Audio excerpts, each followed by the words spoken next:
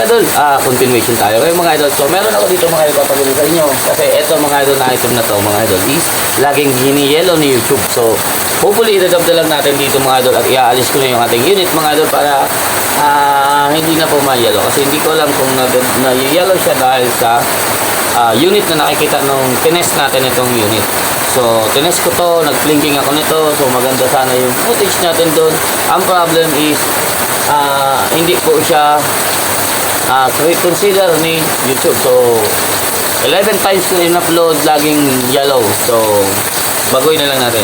So, ngayon mga idol, meron akong item dito. Ito po, nakasalang po ito sa raffle natin. So, ito, isang night vision scope po ito mga idol. So, pakita natin at saglitan lang tayo dito sa ating night vision. So ito mga idol, meron na itong adjustable reticle mga idol. Katulad nung M5 natin na Drino ay na scope mga idol na night vision. Halos the same lang to pero mas mataas lang to ng konti mga idol na specs niya. Ito mga idol yung kanyang scope pag nakita mo. Ito yung kanyang user manual. At ito yung kanyang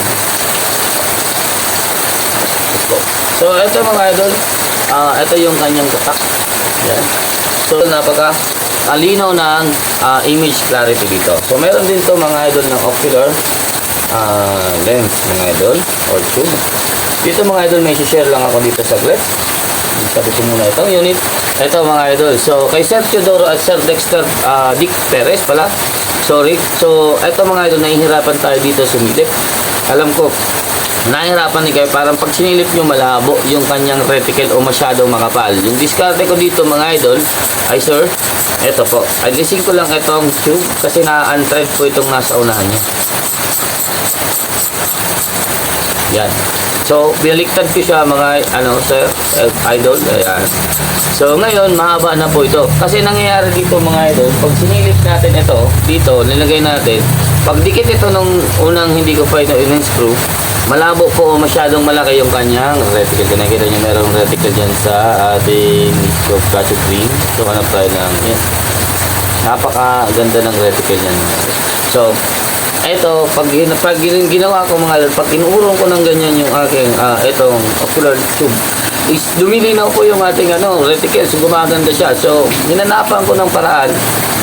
Una ginawa ko parang spacer, wala, hindi ko magawa. Ito pala, natatanggal pala siya. So ayun, yung in-unscrew ko, tinanggal ko, bili ko ganun. Ayan. So mahaba na siya mga idol. So pag sililip mo na siya, saktong-sakto na po yung kanyang image clarity. So yung una, akala ko lagyan ko ng PVC, lagyan ko ng ganon.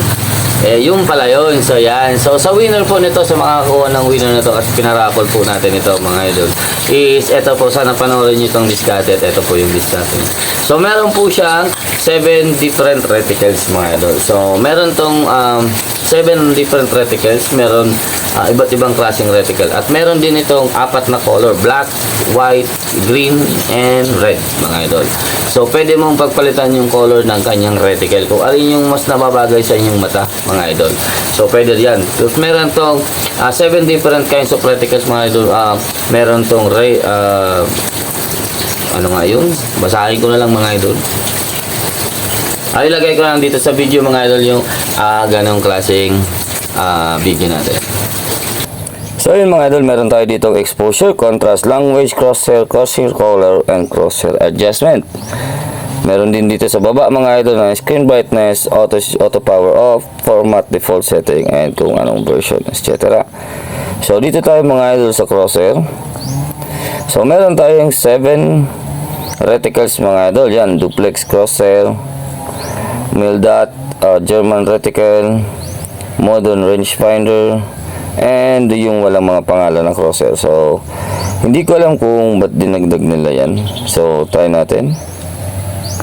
Ayan, ito po yung rangefinder ata yung napindot ko. So ganyan po siya.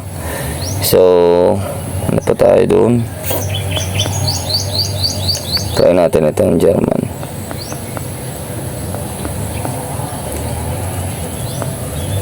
Ayan naman po yung kanyang German reticle mga idol. Kung napapansin nyo mga idol, yung ating reticle hindi na po siya nakasentro sa ating image mga idol. Gawa ng zinero ko na po ito sa ating unit. So, paano nga ba yung pag zero natin mga idol? Pupunta tayo dito mga idol sa crosshair adjustment. Ayan. I-press natin yung yes. Ayan. Ayan.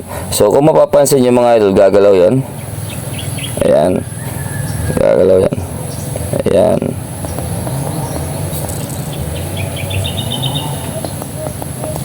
Ayan mga idol. So, ayan o. So, kaya natin dito mag-zero mga idol ng ating reticle. Mga idol, ayan. Napakaganda. So, dito naman sa ating image. So, try natin dito sa image. Try natin kung kaya natin mapafocus dito sa na yung baka. Ayun. Asa na? Dito. Ayan. Hanapin natin yung focus niya. Ayan. Kung nakikita nyo mga idol. So, yun. So, nahihirapan ako. Pero, ayan. Nakikita nyo yung image clarity niya mga idol. Dito sa baka. Malapit lang yung baka. Ayan. Punta natin itong malayong itong parte. Ito. So, doon naman tayo. Try natin yung image quality. Ano. Ayan po siya mga idol. Ang ganda.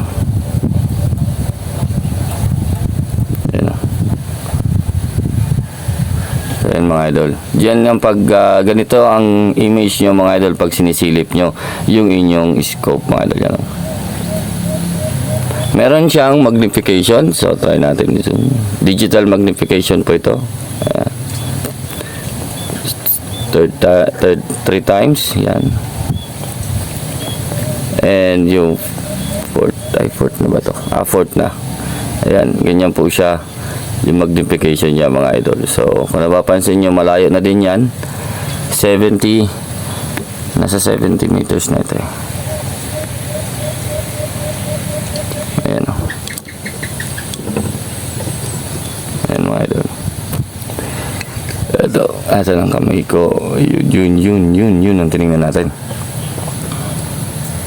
So ayun mga idol, balik tayo dito.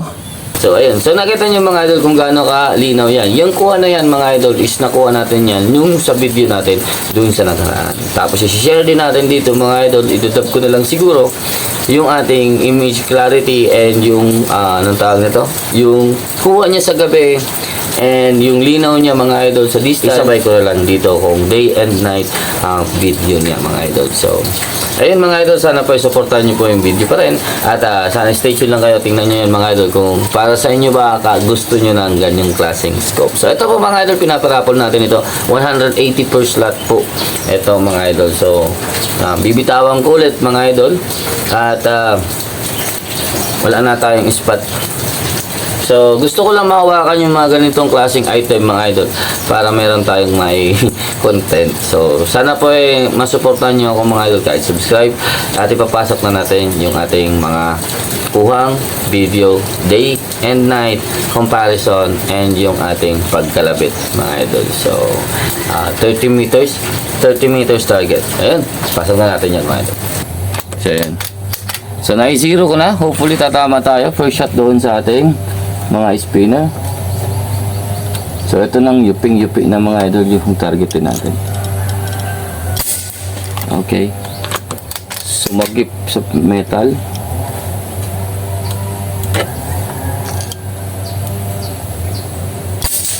Hit.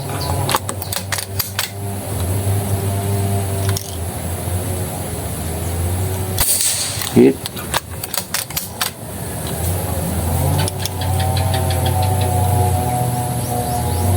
Yupi na. Dito sa ilalim. Hit. One more.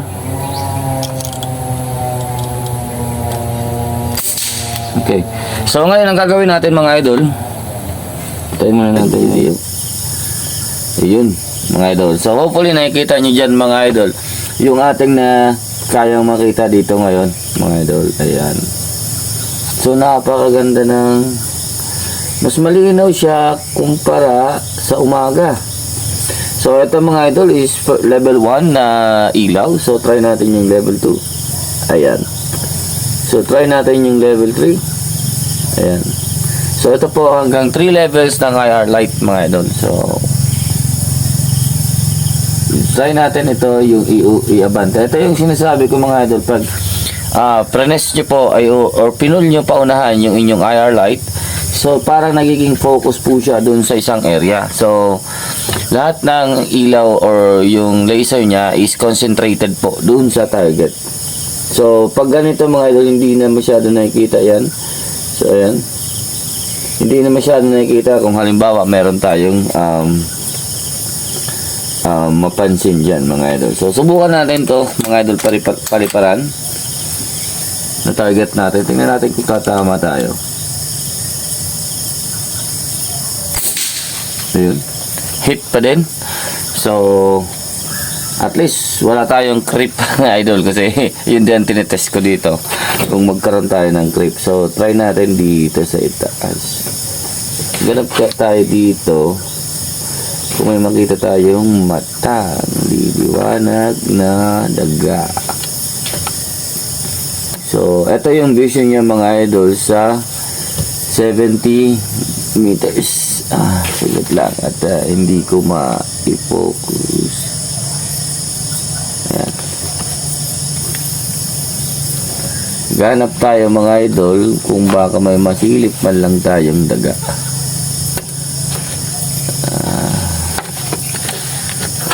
Okay. So, wala tayong makita mga idol. So, ayan.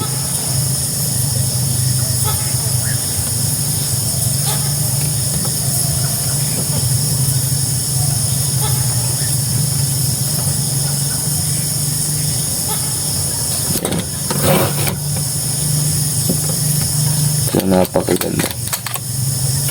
One more.